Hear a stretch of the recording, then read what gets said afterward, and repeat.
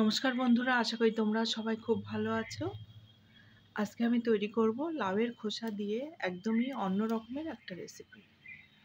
এটা খেতেও কিন্তু খুবই দুর্দান্ত, আর এটা খুবই অল্প তেলে এবং অল্প সময়ের মধ্যেই এটা ইজিলি করা যায়। রেসিপিটা কিভাবে করছি দেখতে থাকো। রেসিপিটা তৈরি করার জন্য নিয়েছি আমি মাছের ডিম। এর মধ্যে দিয়ে দিচ্ছি একটু লঙ্কার গুঁড়ো,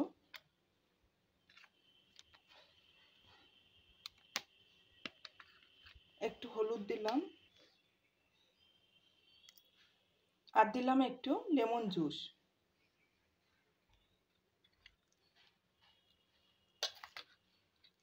এটাকে একটু মিশিয়ে রেখে দিচ্ছি।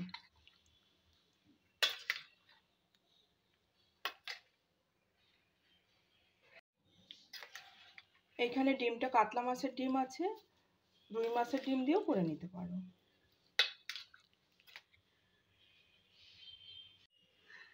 এখানে নিয়েছি আমি লাউয়ের খোসা।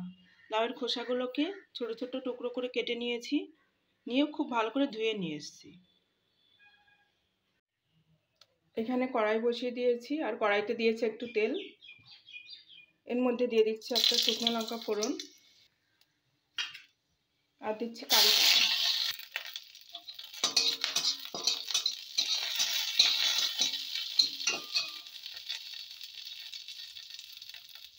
একটু নেড়ে চেড়ে নিয়েছি। এবার এর মধ্যে দিয়ে দিচ্ছি লাউয়ের খোসা।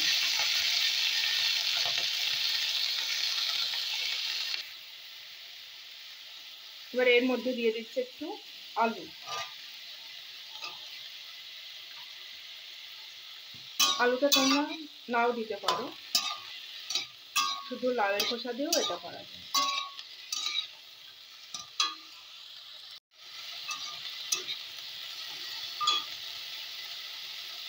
এর মধ্যে দিয়ে দিচ্ছি একটু নুন, একটু হলুদ।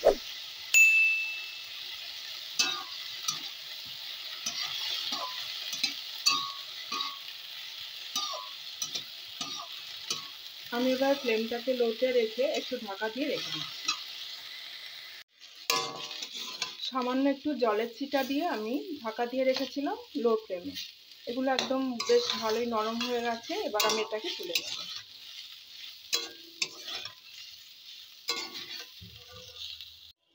এই ডিম থেকে খানিকটা ডিম আমি একটা বাটিতে আলাদা করে নিলাম।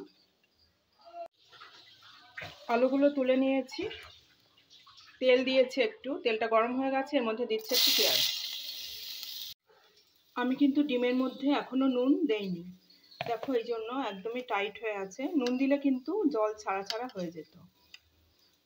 এর মধ্যে দিচ্ছি আমি 1 টিস্পুনের থেকেও কম একটু চালের গুঁড়ো। এবার দিচ্ছি আমি নুন।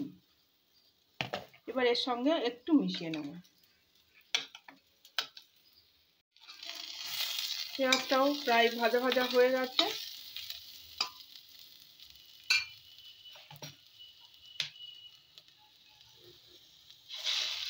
এর মধ্যে দিয়ে দিলাম ডিমটা। আমি কিন্তু ডিমটাকে খুব ঘাটাঘাটি করিনি, হালকা হাতে এইভাবে মেখে নিয়েছি।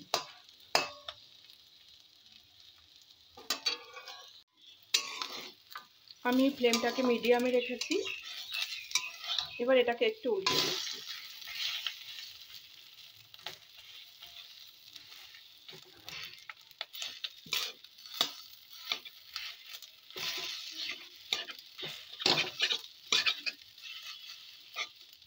একটু ভেঙে ভেঙে দিচ্ছি।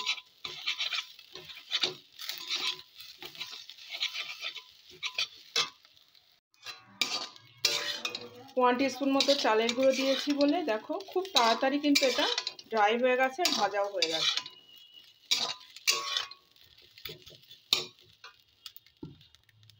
এবার এর মধ্যে আমি এই ভাজাগুলো দিয়ে দিচ্ছি।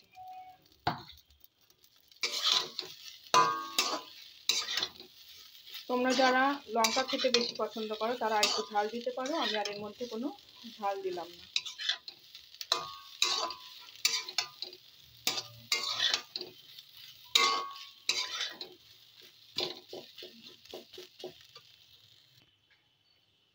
সামান্য একটু জলের ছিটা দিয়ে একটু ঢাকা দিয়ে খানিকক্ষণ রেখে দিচ্ছি। ঢাকাটা তুলে নিয়েছি। এটা একদম লো ফ্লেমে দেওয়া ছিল। এটা একদম ঠিকঠাকভাবে সব কিছু নরমও হয়ে গেছে। এবার আমি এর মধ্যে দেব একটু লেবুর রস, উপর দিয়ে ছড়িয়ে দেব।